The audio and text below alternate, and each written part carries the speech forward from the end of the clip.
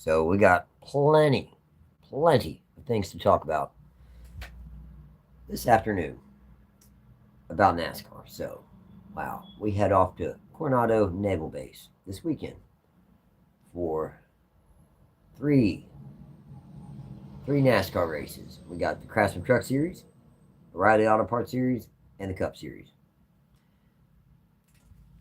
Should honestly be really interesting to see how this plays out. This is a 3.4 mile, yes, a 3.4 mile long road course that they're about to embark upon this weekend. Should be very interesting to see how things play out.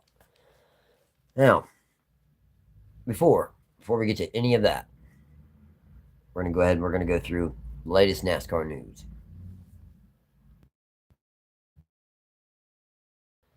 And we're going to start things off by the news of Jesse Love leaving Richard Childress Racing after really, finding lots of success. Not lots, but he's won a championship. He's won some races. He's found plenty of success in the O'Reilly Auto Parts Series with Richard Childress Racing and Chevrolet. He's gonna make the jump over to Ford and start racing for the Wood Brothers and their number 21 Ford full time in the Cup Series starting in 2027. Now, if you've watched NASCAR or paid attention to NASCAR for any length of time, you'll know that indeed the number 21 Wood Brothers is a satellite team, whatever you want to call it, to Team Penske. Okay, they're both Ford. They're both they're under the same umbrella. Penske runs a lot of their newer people through Wood Brothers. They provide them with equipment, engines, all that. So that's Jesse Love has an opportunity here, has a good opportunity. But if you look at the last couple drivers, they've found very little success.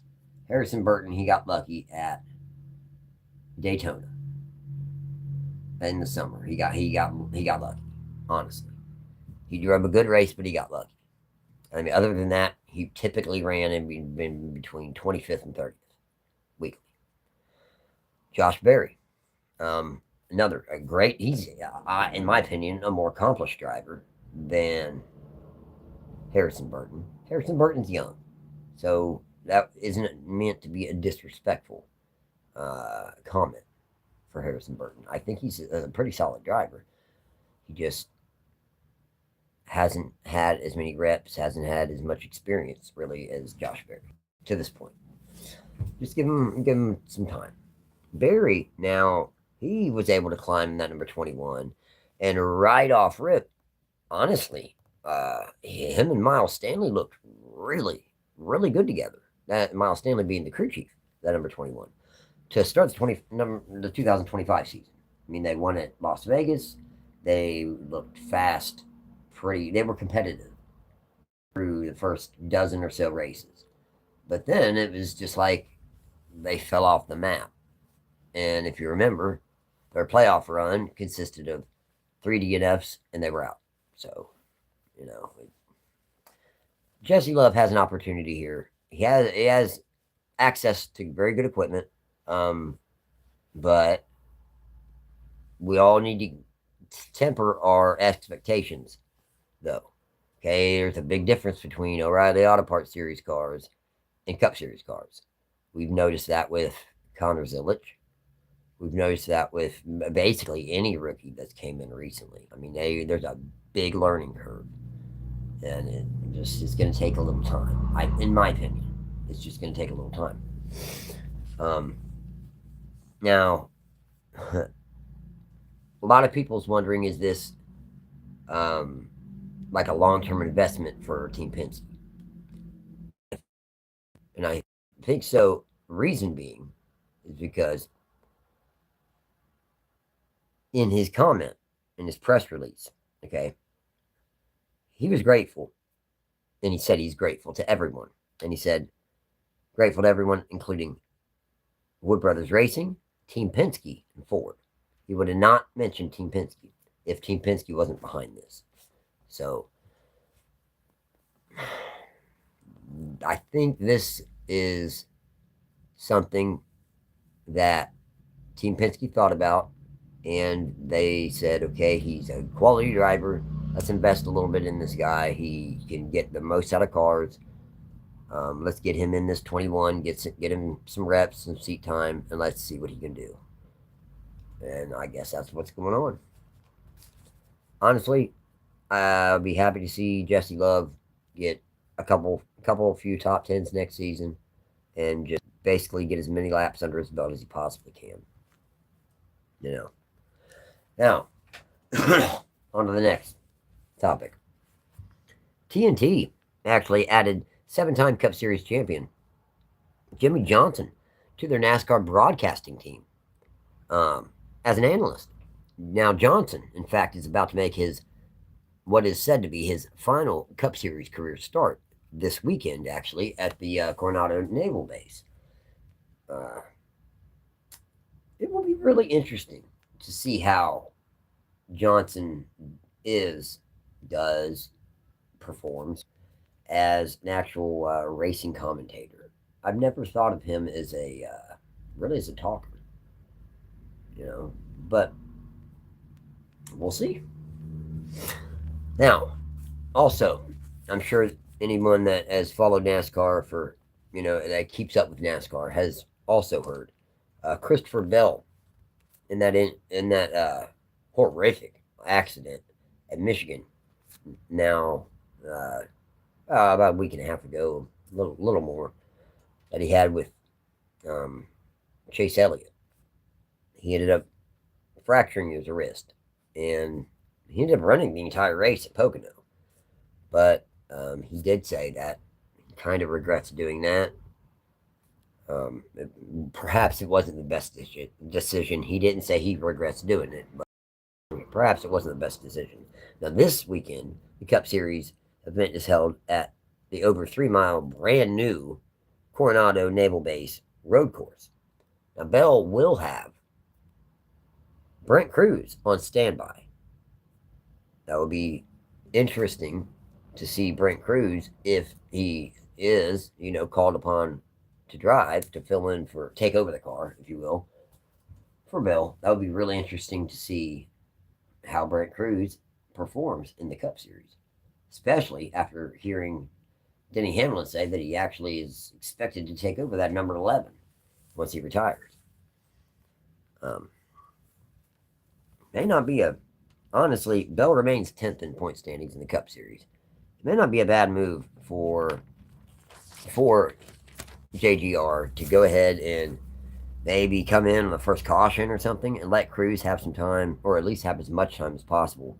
If they're going to switch drivers, they need to come in as early as possible and let Brent Cruz have as much time as possible to work his way back toward the front.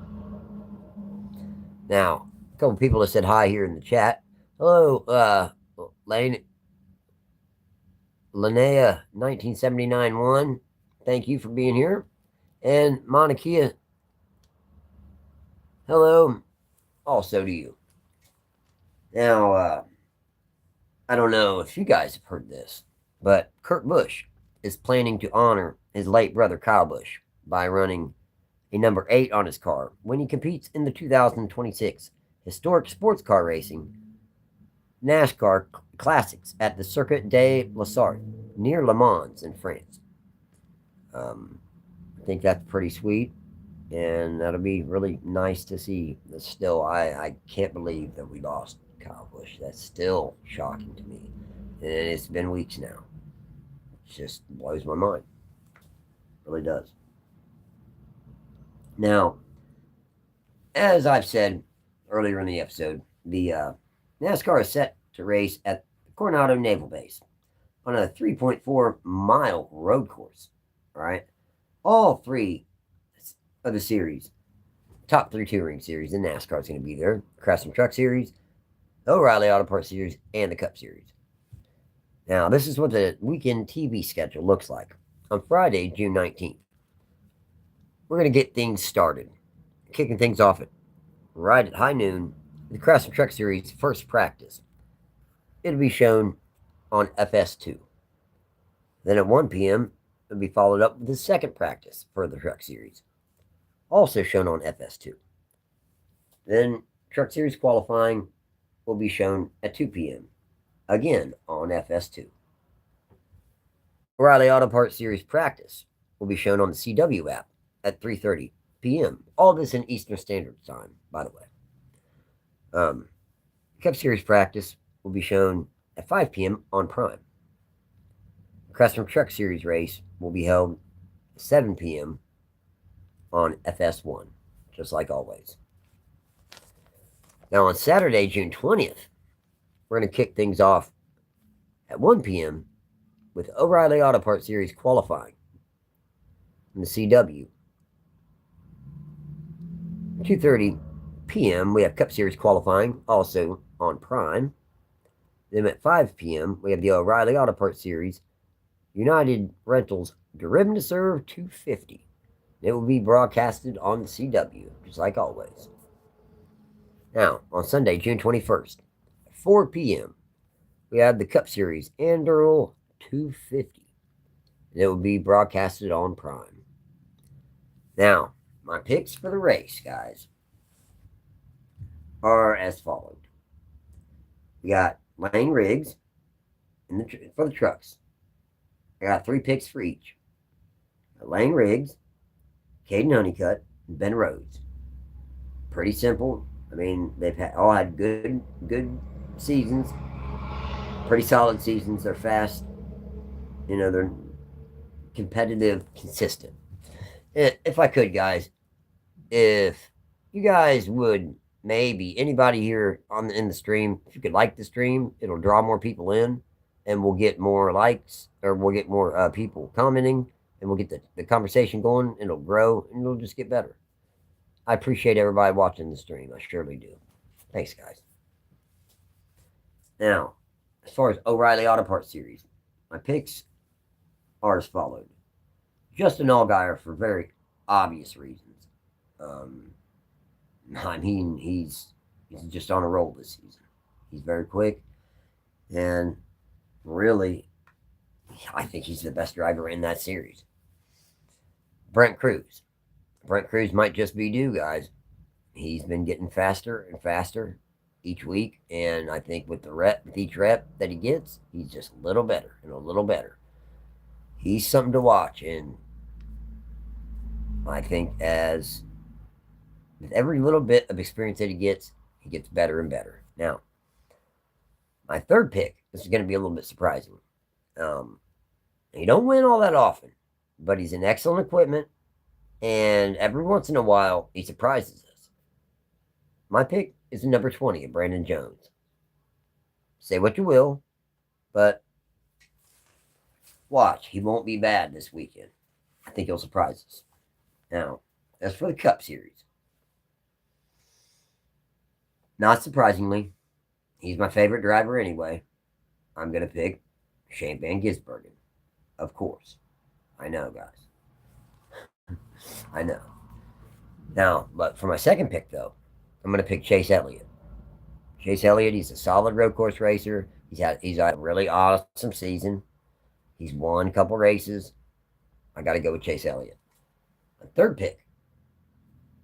pick is another driver that's honestly, quietly had a very, very competitive season. Number 17 Ford of Chris Buescher. I mean, he's quietly ended up in the top 10 in points this season, and he's done it not very flashy. He's just done it. I'm proud to say that I'm a Chris Buescher fan. I'm proud to say I'm a Chris Buescher fan. I was a Chris Buescher fan all the way back when he drove the 60 for Roush in, I think at the time, what was the Nationwide Series. So yeah, guys, that's kind of where my thoughts are as far as who is going to either win or run very competitively this weekend here at the Coronado Naval Base. If you'd like, in the comments, let me know who you think might run well or win. But you gotta let me know what series you're talking about. So like say a driver, and then say the series next to it, if you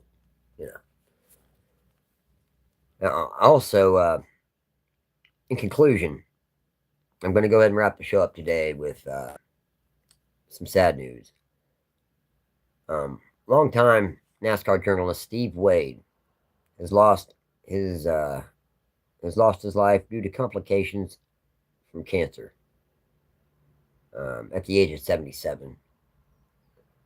He was responsible for the Winston Cup Scene magazine back in the day. A great magazine. Awesome. He's an awesome journalist. Awesome person, really. And more recently, for what probably most of us know him for, the Scene podcast. Wade was a beloved member of the NASCAR community, and he will certainly be missed. There's not many left out there like him. Well, guys, that'll probably do it for this edition Splash and Go Race Talk Live. Thanks for joining me, and until next time, guys, or girls, keep NASCAR on the tongue and on the TV. Take care.